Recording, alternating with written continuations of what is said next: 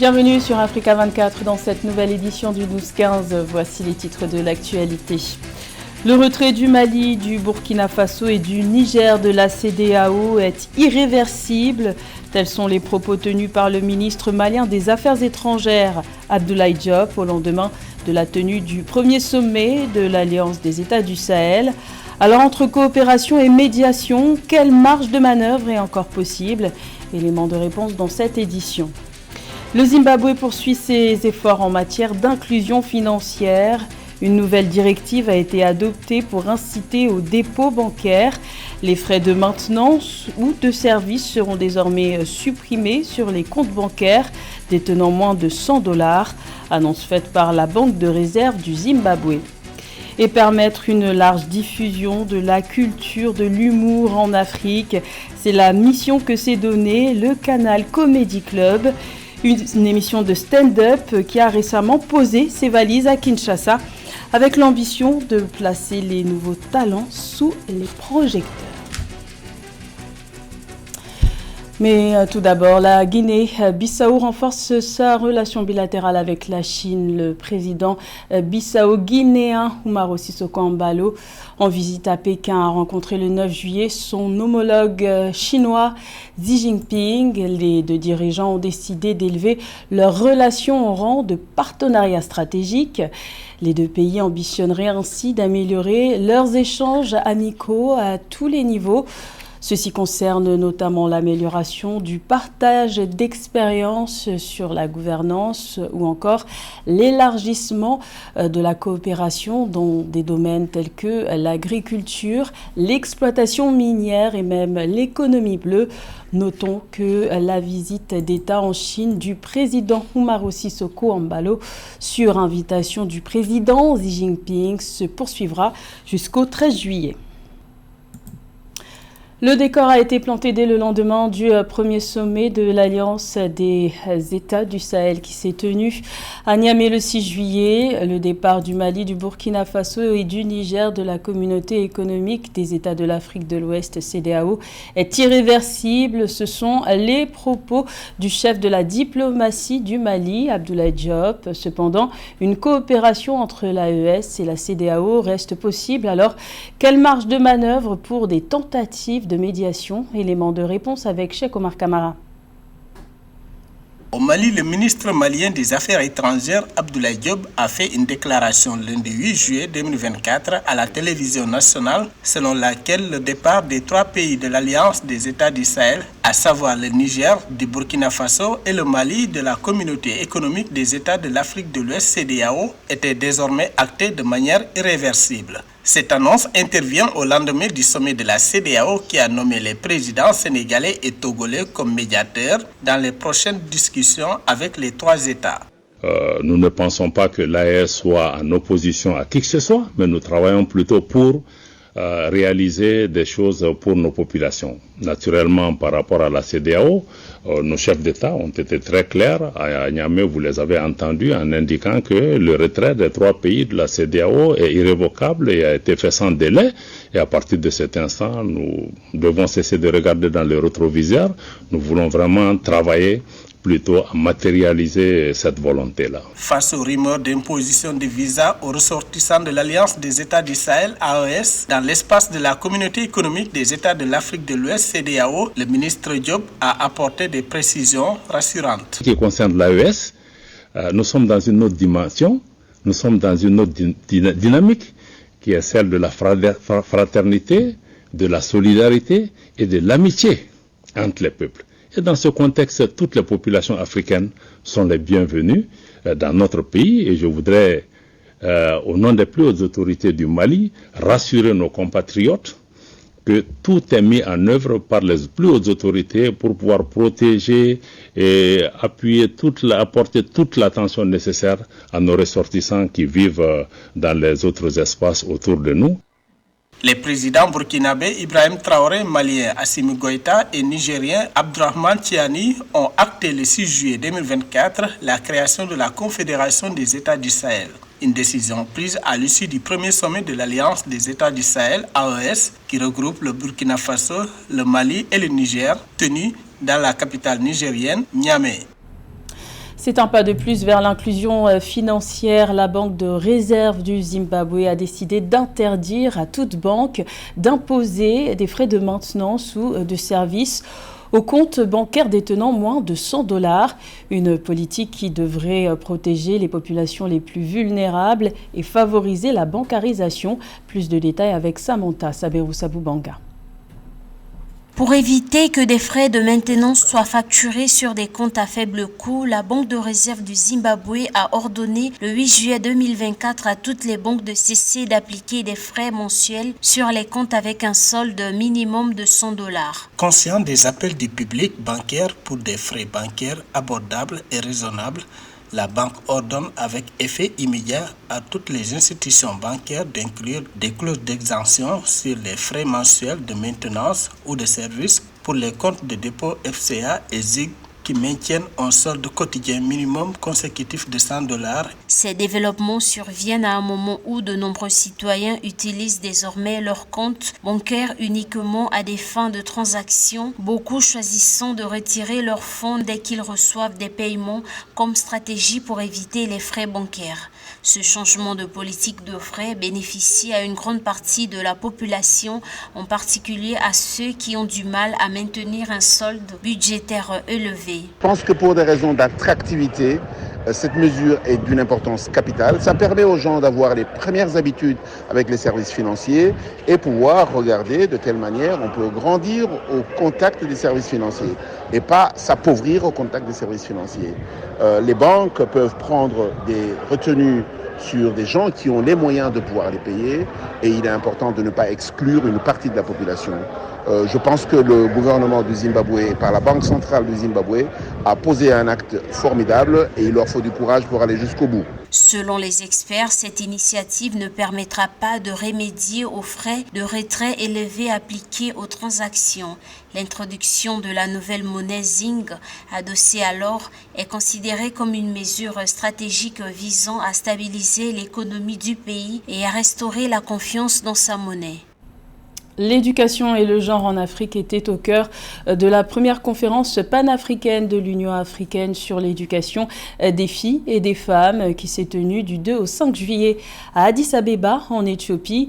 4 jours à l'issue desquels 10 recommandations ont été adoptées pour garantir l'égalité d'accès à l'éducation et faire de 2024 une année spéciale pour l'éducation en Afrique.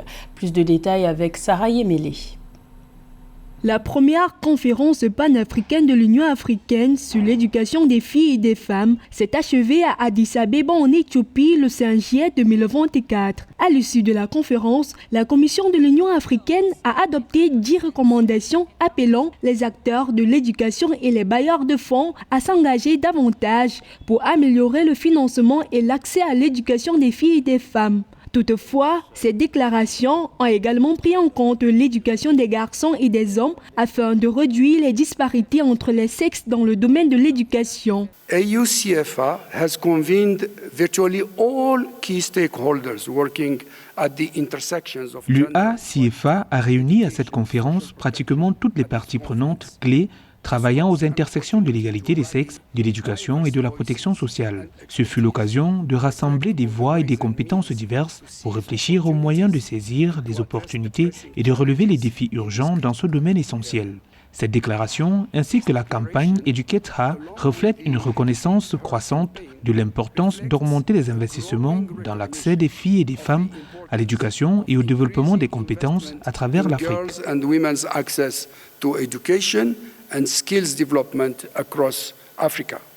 Les dirigeants africains, les organisations des Nations Unies, les organisations non gouvernementales et les parties prenantes de l'éducation des filles et des femmes ont exprimé leur ferme volonté de garantir une éducation de qualité et équitable aux filles, aux femmes, aux garçons et aux hommes sur l'ensemble du continent africain. As a member state, we need to strengthen our efforts in supporting girls' education. En tant qu'État membre, nous devons redoubler d'efforts pour soutenir l'éducation des filles en agissant sur les connaissances et les compétences, soutenant l'éducation des filles au niveau primaire, secondaire et même tertiaire, afin que nos filles terminent leurs études avec succès et deviennent des citoyennes très responsables, capables de prendre des décisions très judicieuses. Able to make very sound decisions. Dans le cadre de l'année de l'éducation 2024 de l'Union africaine, le commissaire de l'Union africaine pour l'éducation, la science, la technologie et l'innovation, Mohamed Belhossin, a exhorté tous les acteurs de l'éducation, les institutions et les sociétés civiles concernées à adopter les stratégies et les politiques de l'Union africaine pour améliorer l'éducation sur le continent afin de réaliser le développement inclusif, infrastructurel, économique et social de l'Afrique. C'est une émission de stand-up pour valoriser les jeunes talents. Le Canal Comedy Club a posé ses valises à Kinshasa, en République démocratique du Congo, le 9 juillet. Pendant toute une soirée, des jeunes artistes ont pu exprimer leur créativité devant un public avec un encadrement bienveillant, puisque la soirée a été chaperonnée par l'humoriste Herman Amissi, l'auteur de la série de blagues autour de la surveillance du fleuve Congo, qui a rythmé la dernière CAN de football. Reportage de notre envoyé spécial à Kinshasa, Deva Panzou. Le Canal Comedy Club est une émission innovante de stand-up qui donne la chance à des humoristes amateurs de montrer leur talent sur scène. Organisée sur une soirée entière, cette émission voit défiler de jeunes artistes pleins d'ambition et de créativité, cherchant à faire rire un public avide de nouvelles découvertes. Ce mardi 9 juillet 2024, Yo-Yo et Tonton Cadeau font partie de cette nouvelle génération qui rêve de devenir humoriste professionnel. Je suis content de faire pour la deuxième fois le Canal parce que pour moi c'est une opportunité de grande visibilité. Je l'ai fait en 2022, ça fait de moi la star dans ma commune. Ça m'a permis de m'affirmer en tant qu'humoriste et pour cette deuxième fois, pour moi c'est aussi une grande opportunité. L'humour c'est toute ma vie, je peux dire, parce que je trouve du plaisir à faire rire les autres. Et ça n'a pas commencé aujourd'hui. Depuis que j'étais toute petite, j'aimais faire ça. Et quand je grandis, j'ai dit pourquoi ne pas faire un métier. J'ai toujours rêvé de participer à ça et j'ai dit merci à Canal Plus pour l'opportunité qu'ils m'ont donné de passer. Diffusée sur Canal Plus Pop, l'émission offre une plateforme idéale pour découvrir les futurs talents de l'humour africain tout en renforçant les liens culturels entre les différents pays du continent. Pour ce numéro enregistré à Kinshasa, Herman Amissi, un artiste humoriste de renommée internationale qui a rempli le Casino de Paris le 30 juin 2024, est le modérateur et assiste les jeunes talents. Pour ce soir, je pense qu'en collaboration avec Canal+, on a cette opportunité de partager le peu de savoir qu'on a avec ces jeunes qui nous prennent pour exemple, avec ces jeunes qui rêvent de devenir humoristes internationaux un jour. Ils ont les talents, ils ont la volonté, il manque un encadrement. Et nous sommes là pour ça. On a eu à nous encadrer dans le passé et aujourd'hui, ils ont besoin de nous. Et Canal+ est là pour nous donner le peu qu'il faut en fait, afin d'accompagner, d'être cette vitrine pour ces jeunes sur les plans africains. Le Canal Comedy Club est une émission innovante soutenant l'humour sur le continent africain. Celle-ci a été initiée à Libreville au Gabon en 2019. Le concept est voué à s'étendre à travers toute l'Afrique francophone, permettant ainsi une large diffusion de la culture humoristique africaine. Plus que 2 semaines avant le coup d'envoi des Jeux Olympiques de Paris qui débuteront le 26 juillet, c'est dans ce contexte qu'une délégation d'athlètes kenyans a été reçue le 5 juillet par le président William Ruto à Nairobi. Le chef de l'État leur a remis le drapeau national en leur faisant part de ses espoirs de médailles. Rappelons qu'à la dernière édition qui s'est tenue à Tokyo, le Kenya avait remporté 10 médailles, dont 4 en or. Un sujet de Chakomar Kamara. Le président de la République du Kenya, William Ruto, a reçu le 5 juillet 2024 à la State House de Nairobi les athlètes kenyans qui représenteront le pays d'Afrique de l'Est aux Jeux Olympiques de Paris 2024. Dans son discours, le président Ruto a salué les performances passées des athlètes kenyans et les a encouragés à donner le meilleur d'eux-mêmes. Il a souligné l'importance de représenter dignement le Kenya et de porter haut les couleurs de la nation sur la scène internationale. Nous ne pouvions pas demander plus que de vous attendre à votre excellent rôle habituel en tant qu'ambassadeur de sport de haut niveau, car vous représentez pleinement et superbement la marque Kenya. Je n'ai aucun doute dans mon esprit que nous reviendrons ici pour célébrer les médailles et célébrer votre excellence et votre succès. Mes meilleurs vœux de la part de nous tous, les 50 millions d'entre nous, alors que vous irez à Paris Sachez que notre bonne volonté, nos prières et notre soutien dans tous les sens sont juste derrière vous. Par ailleurs, le président Ruto a également présenté les kits de cérémonie de l'équipe kenyane pour les Jeux Olympiques qui ont suscité des critiques de la part de certains citoyens. Malgré ces controverses, le président a exprimé sa confiance dans l'expertise locale. Je suis très fier de l'équipe que je vois ici et particulièrement fier de l'exercice dans lequel nous sommes engagés.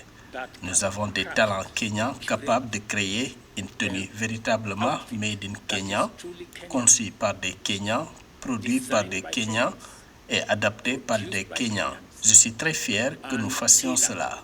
À rappeler que les Jeux Olympiques de Paris se dérouleront du 26 juillet au 11 août 2024 et les Jeux Paralympiques du 28 août au 8 septembre. Le Kenya sera représenté par 90 athlètes aux Jeux Olympiques et 11 aux Jeux Paralympiques.